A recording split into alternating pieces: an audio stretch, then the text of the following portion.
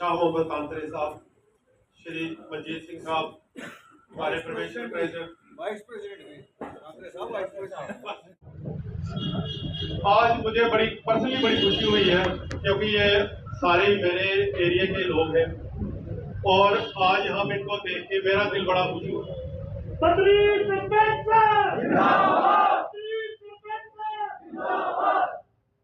और श्री बोधराज जी का फैसला जो किया है आप सबने, ये एक तहरीरी फैसला है क्योंकि जो लड़ाई हम लड़ रहे हैं वो सच्चाई की लड़ाई लड़ रहे हैं।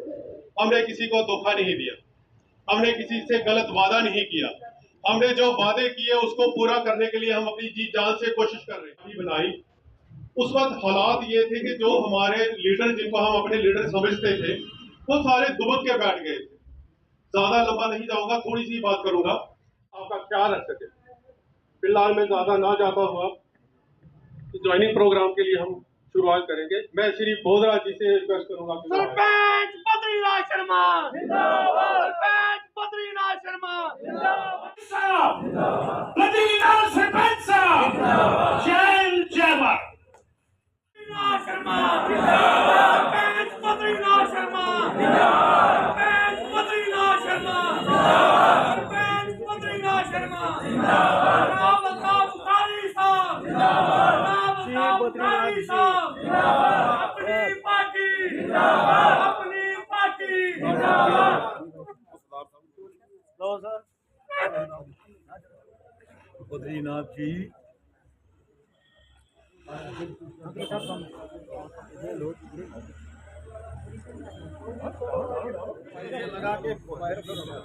बद्रीनाथ जी कश्मीर अपनी पार्टी दे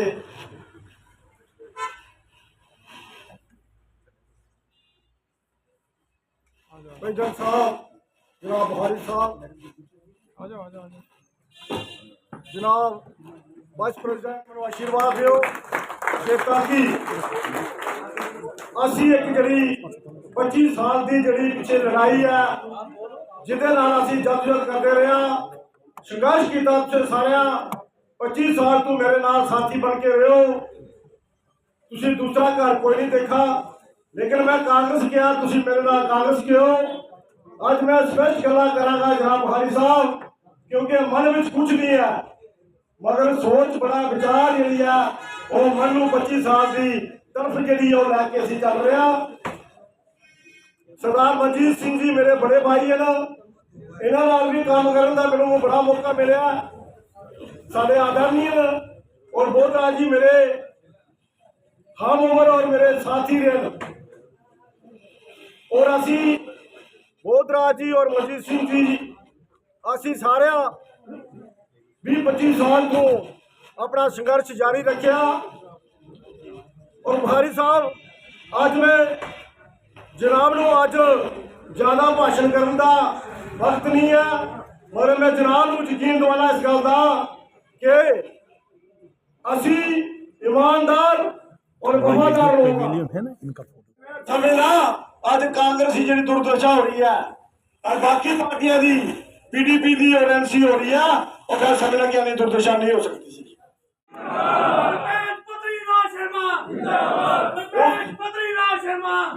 उस किस्म की राजनीति जी है वो परिवार को भी खा जाती है और अपने महल्ले और अपने इलाके को भी खा जाती है और अपने पार्टी को भी खा जाती है।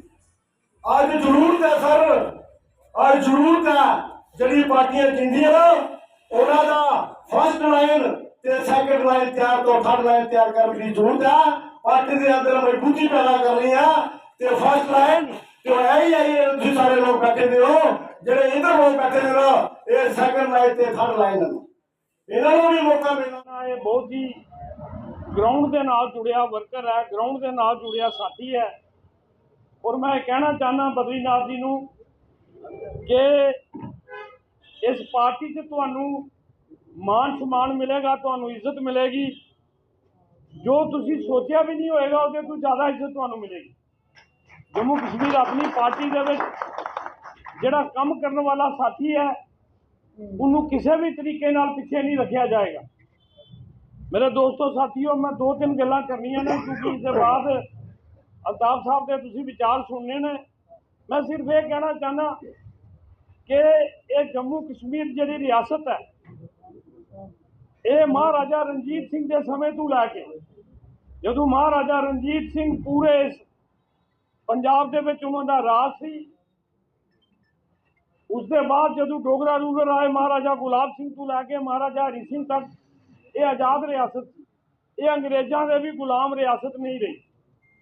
ਲੇਕਿਨ ਕੇਂਦਰ ਸਰਕਾਰ ਨੇ ਇਸ ਰਿਆਸਤ ਨੂੰ ਤੋੜ ਕੇ ਇਹਨੂੰ ਯੂਟੀ ਬਣਾਤਾ, ਇਹਦਾ ਦਰਜਾ ਨੀਵਾਂ ਕਰਤਾ ਔਰ ਸਾਡੀ ਪਹਿਚਾਨ ਖਤਮ ਕਰ ਦਿੱਤੀ।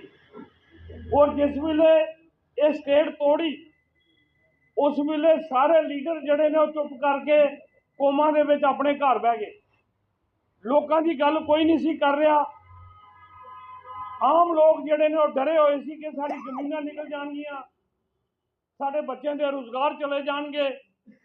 तो उस वक्त किसी शख्स ने अगर हिम्मत की थी, कोई बाहर निकलिया, तो अल्ताफ बुखारी साहब बाहर निकले, साथी बाहर निकले। इन्होंने उस वक्त जाके दिल्ली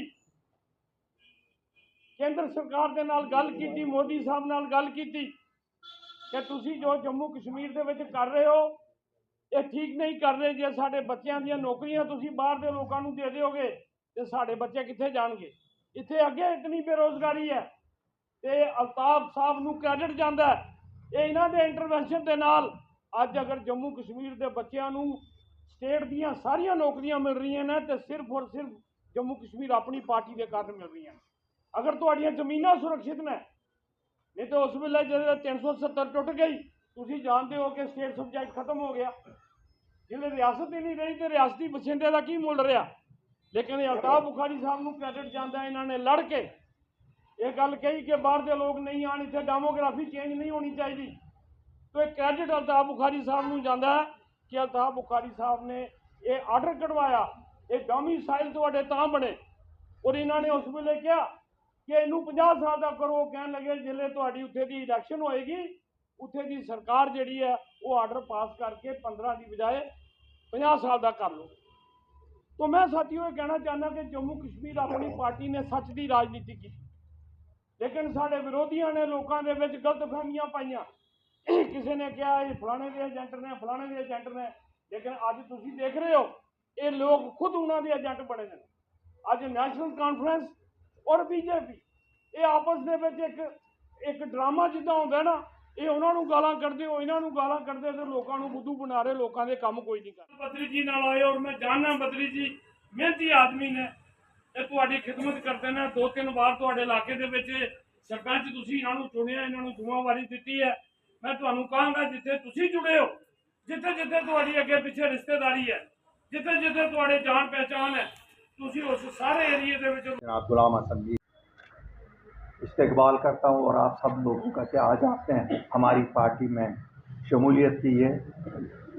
बद्री जी के आने से और आप सब लोगों के जुड़ने से मुझे यकीन है ये जमात और मजबूत हो जाएगी।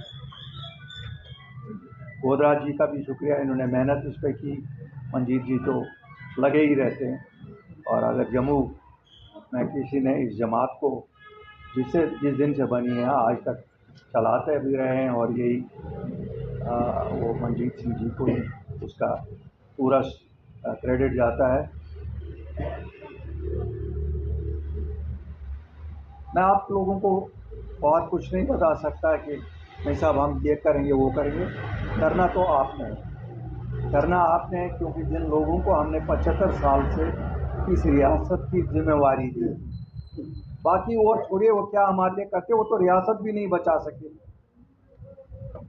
उन्होंने तो वो रियासत जिसको महाराजा गुलाब सिंह के टाइम से उसको भी ख़त्म कर दिया।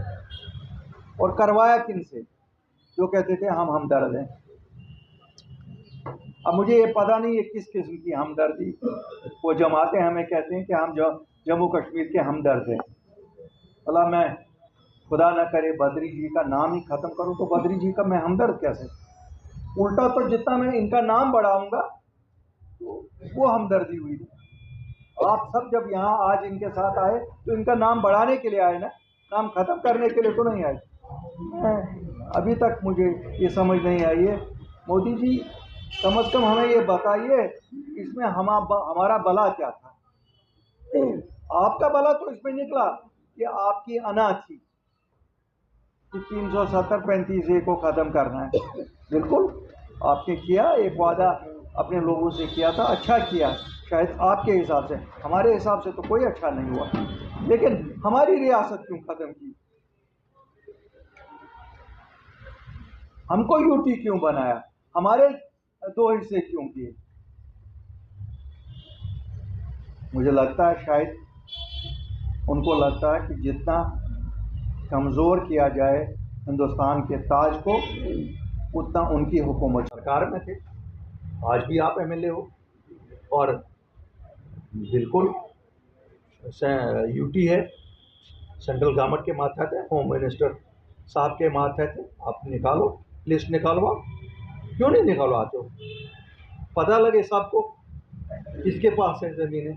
सरकार की ज़मीनें अगर हैं बिल्कुल निकालो, लेकिन साथ ही ये भी निकालो कि यहाँ काफ़ी सारी ज़मीनें ऐसी हैं, यहाँ मंदिरों की ज़मीनें वो किसके अंडर है। बेटा 1 मिनट थोड़ा सा सही।